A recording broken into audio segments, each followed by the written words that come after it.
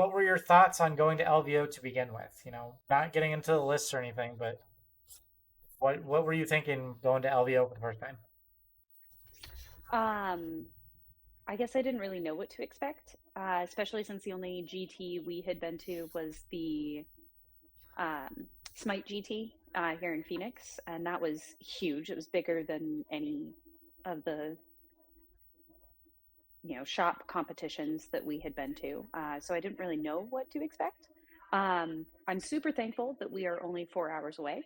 Yes. Knowing how far some of the people traveled to get there and the stress that they must have gone through to get their models on planes.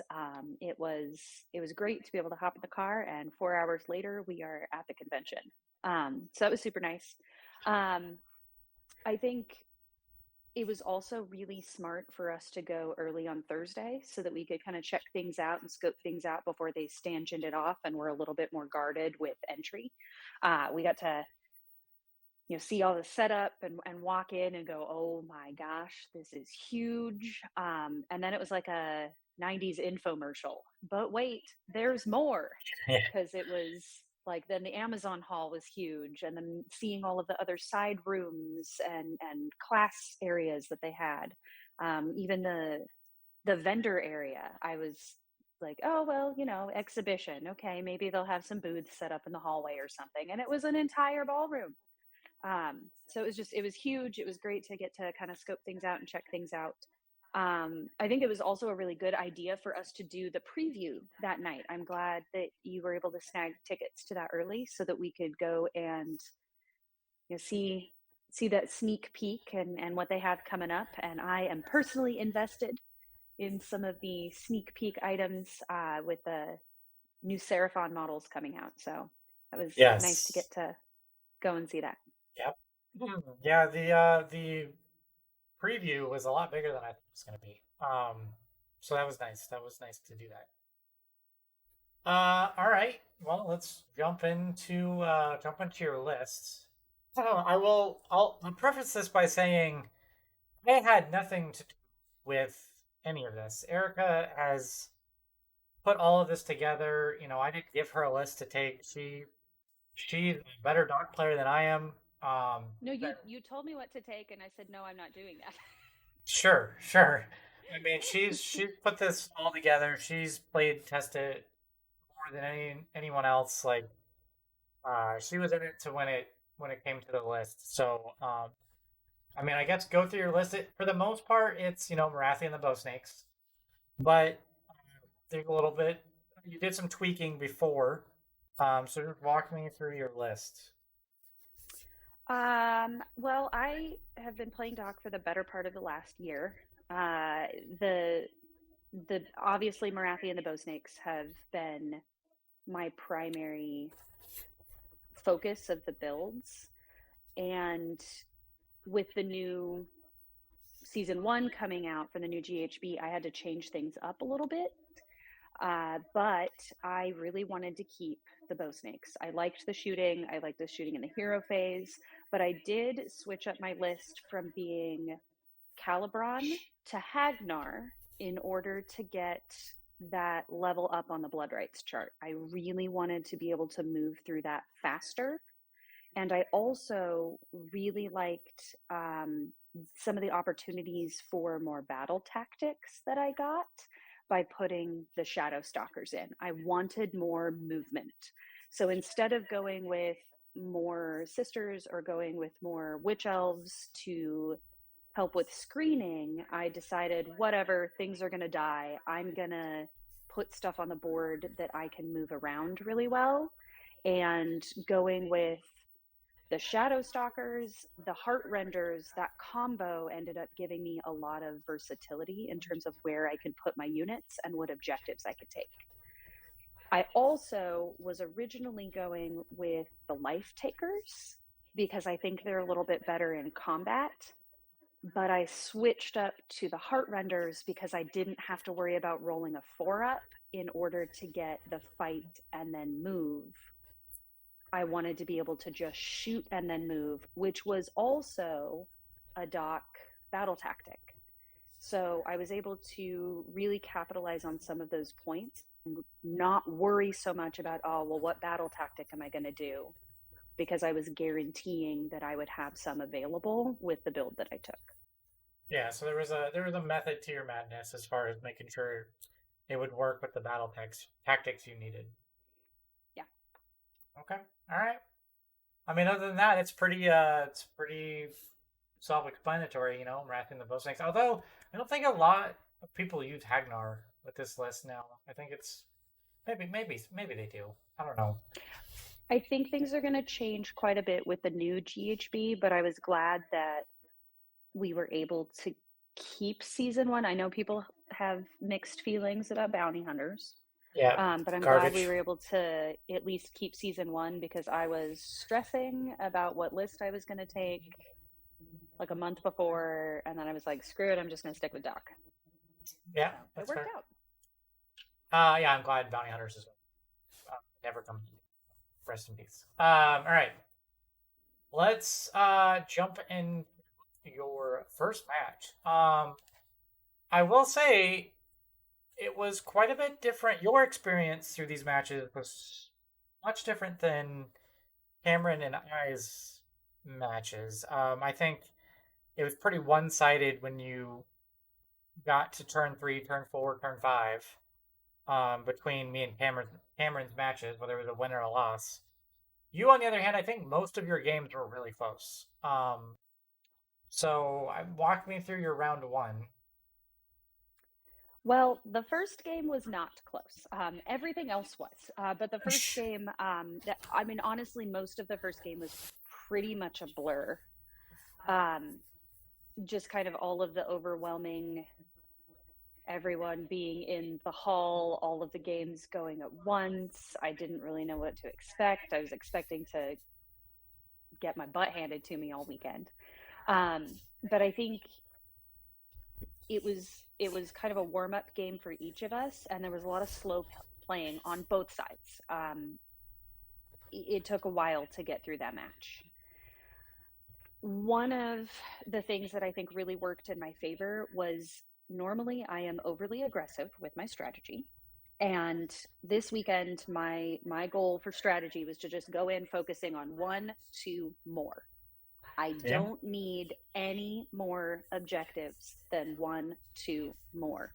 Who cares if my opponent's getting more points or has an objective or they're getting their 1 point per round? If I have one, two more, I'm going to be ahead on points. And I was also able to deny a couple of battle tactics. And there was just by the end of round three, there was no way that he was going to catch up on points. Okay. So we ended up math hammering round four and round five at the buzzer, which was Okay. a lot to get through. Yeah. But Yep. I That's just definitely had nice. so many more points by the end of round three that it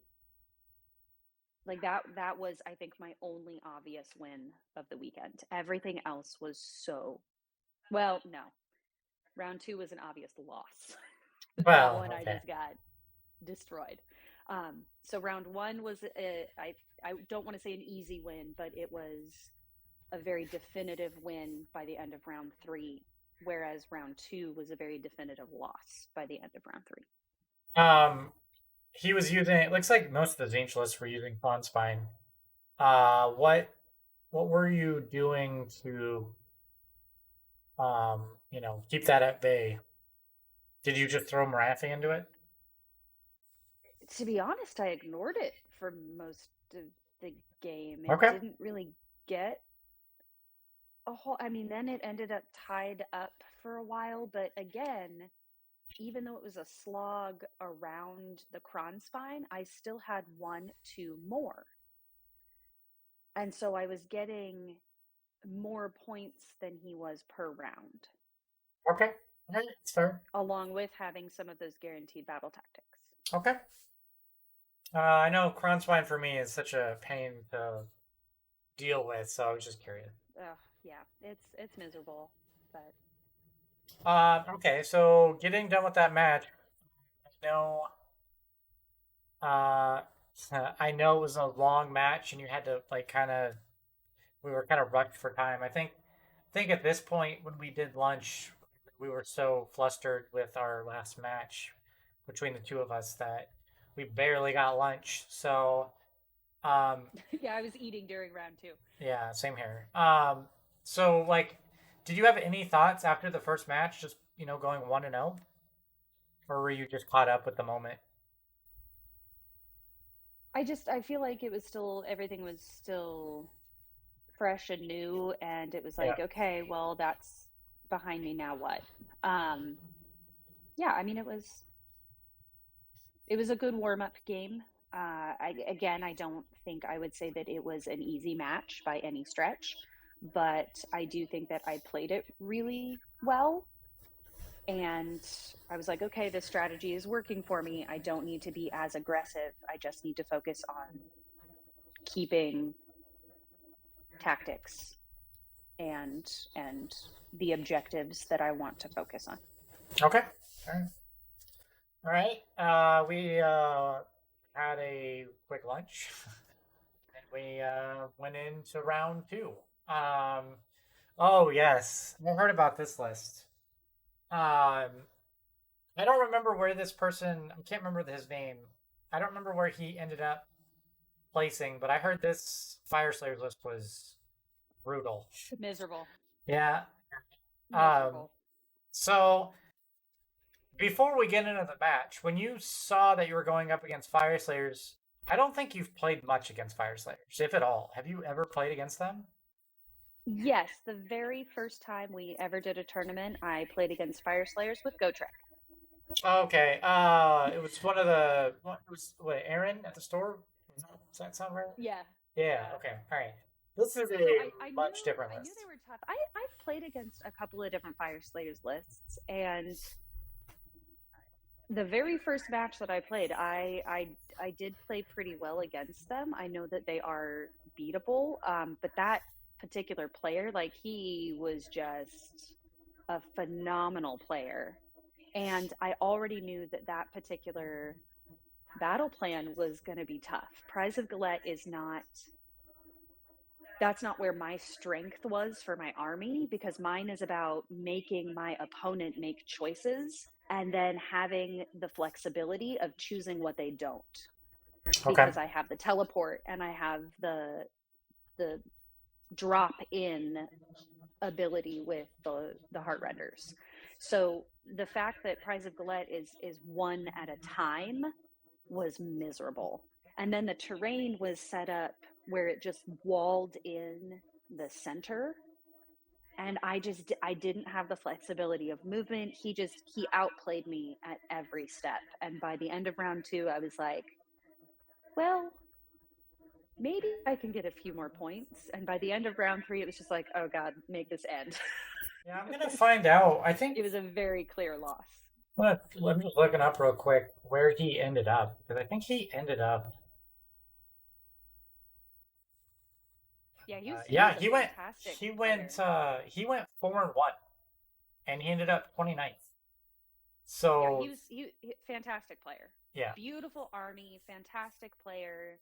He was a really good opponent. I was clearly outmatched with that one. And again, it's a tough battle plan anyway. So it's just insult to injury at that point. yeah, yeah, makes sense. It was a tough Played one. against a very very good opponent. So Hmm. you're not gonna win them all, but at least No, you. it was beautiful watching him play. Though it was still a really good learning experience Okay. to see how he moved around the board and the areas that he was focusing on, and how he was moving his units. It was a cool learning experience from that perspective. Okay. All right. I mean, get ready to see more of them because the new GHB man, I think they're going to be one of the stronger armies going into it. It'll be interesting. All right. Let's go into round three. I came over at the very end of this match, um, and I actually thought you lost at first. But walk me through what were your thoughts on going into Sylvaneth for round three when you saw the matchup? So my first two rounds had been they had been good games, but I wouldn't necessarily say they were fun. And I got to round 3, and this was by far my favorite opponent of the entire weekend. He was fun. He was wonderful conversation. His army was beautiful. The way that he had his pastel paint Mm. theme and almost Yep. translucent looking wings on the bugs. It was gorgeous army, wonderful, wonderful opponent just from a social perspective. And it ended up being a really fun, hard won game, but it was super fun. And fun fact, he actually ended up playing his identical twin brother in round 5. Wow. I connected with him later in the tournament. I look, what are the chances that he's Wow. going to play his identical twin brother with how many people were at LVO? Yeah, but he was fantastic. He was fun. Just ended my night on a fantastic note after a couple of slogs um, throughout the morning and afternoon. For this one, it was again keeping that strategy going of 1, 2 more. And this was a battle plan with so many objectives on the board that Yep. I knew I was going to have an advantage going into this round because I just have more choices than my opponent does. And I made some smart decisions in placing models for screening, but also to deny some of his effects through the trees. So I Okay. was able to really capture some of the points and move around the board enough to stay ahead with the 1, 2 more. And I had gotten so many points early on in comparison to him that we kind of did one of these where I started with a lot of points and then he slowly deleted units off the board and started catching up. And I ended up winning that game by 1 point. That was a By close game. 1 point. And it really just came down to, I mean, a dice game. It came down to just having enough points in the beginning that even though he was able to delete units and catch up, it just wasn't quite enough. Yeah. But both of us just strategically, we played our butts off that round. We were exhausted Yeah. mentally by the end of it, but he was so much fun. It was a really enjoyable end to day 1. That's good. That's good. And I think that kind of brings us to the end of day one. I think both of us we ended on kind of a high. I mean, you went 2-1. I was 2-0-1. Like I would say for our first LVO, we couldn't have asked for a better day one. The entire House of Hobbies was doing really well by the Yeah. end of day 1. It was just such a great showing from the team that it was really, we were all celebrating each other's successes at the end of the day, and so Yeah. that was really fun to see. Yep. Agreed. Hmm. All right. Let's go into top of the day of Saturday, round 4. Played a Nurgle list with Glumpkin. So, what was your thoughts going into this before we get into the game? What were your thoughts just seeing the list? I mean, you know Nurgle somewhat. I do. Yeah. So, what were your thoughts um on this one? so the first thing, just looking at his army, oh my goodness, it was stunning. Okay. He was in the painting competition, so he was like moving things back and forth to his display board, and he had mentioned a couple of times that he's a botanist for his Oh, career, wow. Okay. and he refused to be a walking stereotype and play Sylvaneth. But Okay. he Okay. had converted his Nurgle army into a forest. So it was, the disease came from the decomposition, the decay, the like poisonous mushrooms. It came from this, it, like just the fungus, the plants. It was really really cool to see his army. Just absolutely stunning. I don't know where he placed in the painting competition, but I hope he did really well because his army was just fantastic, super unique, super creative. I had never seen anything like that for Nurgle before, and Dang, so I I wish I would was. have. We gotta take pictures of these opponents when we I go to these know, I know. GTs I should have taken pictures. because I that would was have in been the cool to moment. see. I was too focused. I Oh, know. it was fantastic. Totally brand new take compared to anything that I've seen for Nurgle. Um, just absolutely amazing army.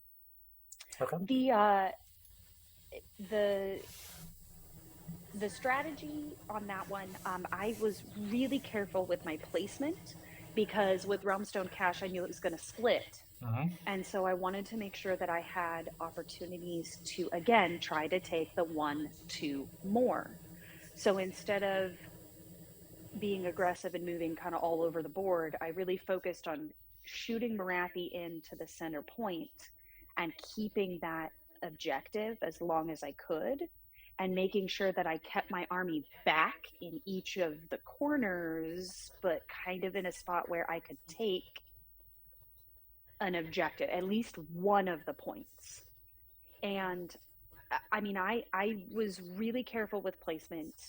We both were. It was just back and forth the entire game, and I can pinpoint my loss in this match. I lost by 1 point.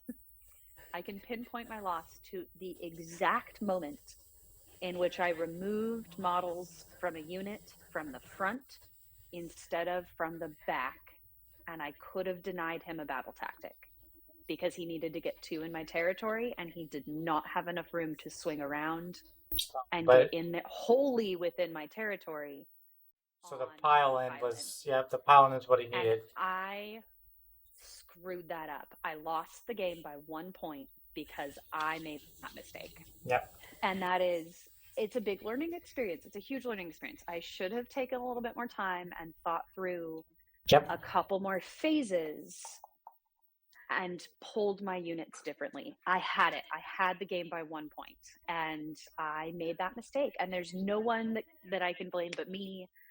I'm the reason that I lost that game. And that is a really good learning experience.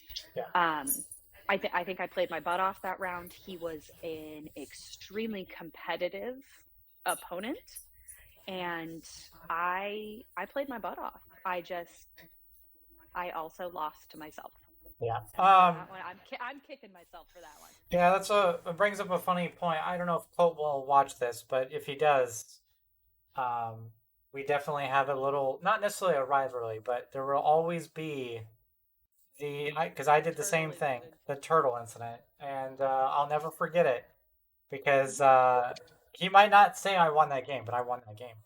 But there was a point where um, I was looking real good to win a game, and I made the mistake of barely moving some trogs, and I didn't need to move them. I was already in range to do a 3-inch charge, but I just wanted to make sure I was like got everything in place. As soon as I did that, he redeployed 6 inches, and I couldn't catch him. So, Yep. and it was totally my fault. I shouldn't have moved that. But it's a learning experience, and I've never done that that issue again. I've never had that problem uh, as a result of what happened with me in Colts games. So Yeah. it's I will say it is both a positive and a negative knowing that I beat myself in that game because he was a phenomenal competitive opponent.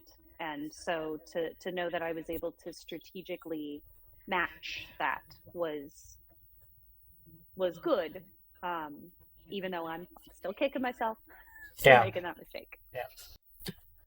All right, so going 2-2. Um, I know you were kicking yourself after the match, so hopefully for round five, um, we end on a good note. You played Stormcasts. What was he using for this? I didn't even see. Okay, so a bunch of long straight crossbows. It looks like Yeah. fulminators. Okay, Bastion. and bastion. Yep. Okay. So I don't know. I don't think you played a lot with Stormcast, believe it or not. Um, A few. a I've few. played a few. Okay, okay, okay. So you kind of knew what things were a little bit going into this match.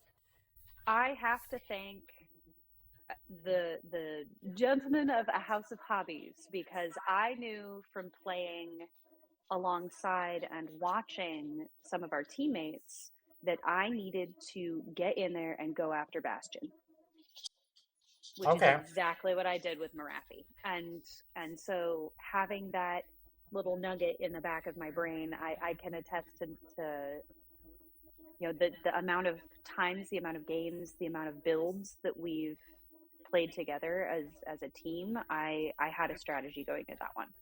To be honest, going into round 5, I had already won more games than I thought I would. Yeah. And Fair. I just wanted to have a good opponent. I wanted to have some fun. I wanted to end on a high note. It was the last game of the weekend. And he was a fantastic opponent. He was very strategic. He had some tough luck with rolls. Um, and I was also extremely aggressive where I needed to be, knowing what I needed to do in terms of taking down some of his key units. The terrain, oddly enough, was set up pretty much exactly like round 2, where I got my butt handed to me, and there was the wall in the center. Yeah. But this time I was able to use that to my advantage and work line of sight and work some cover and really make sure that I was protecting the bow snakes so that I could continue to shoot things off the board from a distance and keeping out of that line of sight for him so that he couldn't just blow me off the board. With So that was key.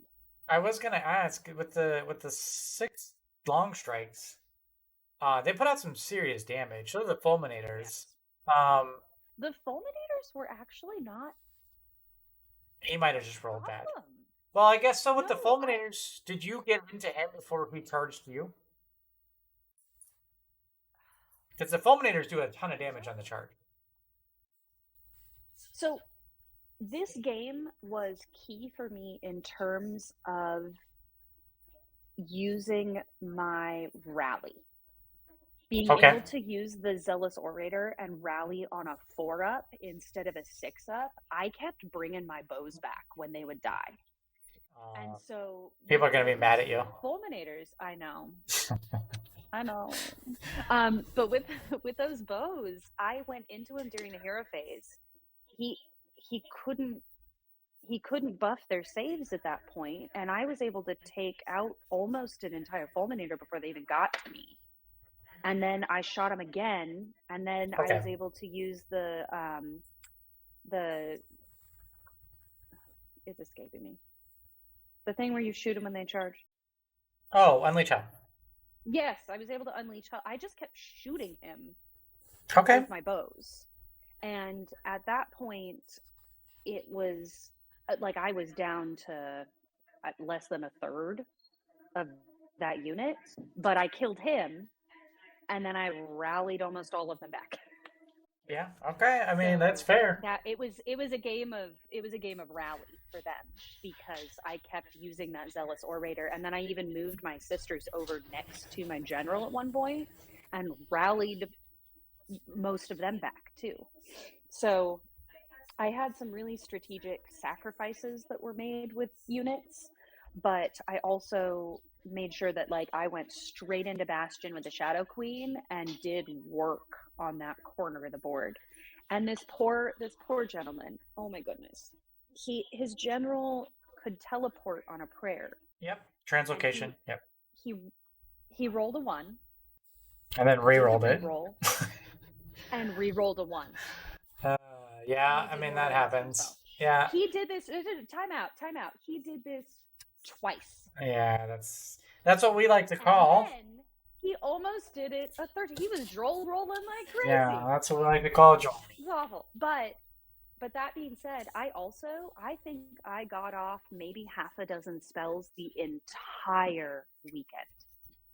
I could not roll a spell to save my soul. That's pretty typical So I mean, for dog. our household, yes. Well, yeah. It's a house of non-casting. Um, but I just that poor man. The game would have gone very differently for him had he been able to get off some of those teleports and get into where he needed to. I kept him pretty far away, and I was able to deny some battle tactics, which he was kind of banking on some of that movement for. And so another close game. We ended up getting pretty much all of the points that we could have on both sides. We both got our grand strategy. I had just, squeaked it out on the 1-2 more. Again, I really am proud of myself for showing restraint throughout the weekend, Rather than not just all inning. going for more Yeah. objectives than I needed. Yeah. And that's something that I've struggled with as a new player. Well, you'll if you end up going with Seraphon, that'll be something you also have to worry about. Because It's either power Seraphon or OBR next. Either Seraphon or OBR. power wise, Doc is I still think super strong in a different way than Seraphon is, and who knows what will happen with the new book. But all right, so ended day two. You ended up going 3-2, which is absolutely insanity. You beat me as far as score goes. You were higher ranked than I was. Um, you going 3-2 at your first LVO is amazing. I wish I would have done that at this tournament, but what were I mean, you had to have ended more than what you thought you were going to day two. Oh, yeah, I thought I was going to get my butt handed to me the Yeah. entire weekend. And I ended up playing very smart instead of playing overly aggressive. And it really played in my favor on those games. I was proud of myself in terms of being a strategic match to some absolutely amazing opponents. Yeah. So I wasn't expecting it, and I was really happy about it. So when does signups come out for next year? Yeah, exactly. I'm excited for next year. I can't say it enough. If you haven't gone to LVO, what an experience! Like just meeting a bunch of people. I mean, Erica mentioned it earlier where she talked to her opponent later. Was it day two? Right? It was day two from a earlier game in day one. Like, eh, Yeah, just checking in and yeah, seeing how opponents were I doing had for the the week. same. It's just such Yeah. a great community. Yep. I had the Such a same great thing community. happen to me. I mean, we were going to dinner and one of the guys they were rolling their stuff back and they're like, "Oh, look, it's re-rolling more Joel rolls because it was just a joke throughout the weekend." And like it was such a good time. If you haven't gone, it's like super nervous to be in front of that many people. I totally get it, but it was well worth it, and I definitely will. This will be a continuous thing for us, I'm sure. So Oh yeah, I definitely think we need to do the doubles yes, tournament yeah, next year too. yeah. Just We'll try to have some jump extra into that. extra fun that day. Yeah, I'll have to talk with Matt and figure out how he can do 8 games because Bless him. that's a lot. It's a But lot of playing. I feel like day three would be a lot more chill. Yes, yes, it Doubles did would feel that be way. fun. Yeah, yeah. All right, Well, good to so talk. we kind of talked already about the final thoughts for LVO. I definitely think people need to experience it. What else do we have coming up on House of Hobbies? I'm actually going to start Tiny Toys Tuesdays.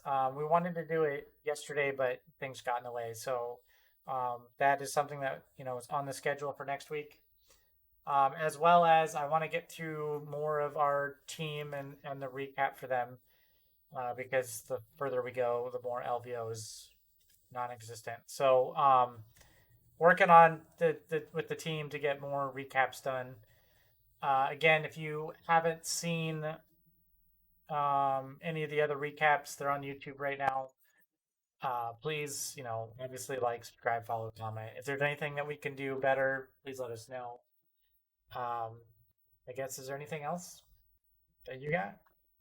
Yeah, I think so. Thanks for tuning in. Yeah, I'm telling you, we got to come up with a catchphrase at the end. I don't know I don't know how to end these things. It should be something Until like Joel roll. Keep Joel rolling. no, no one wants to do that. Keep No, keep they don't. keep drinking and rolling. I don't know. something. But anyway, Okay. until next time, we'll catch you guys on another stream. Take care.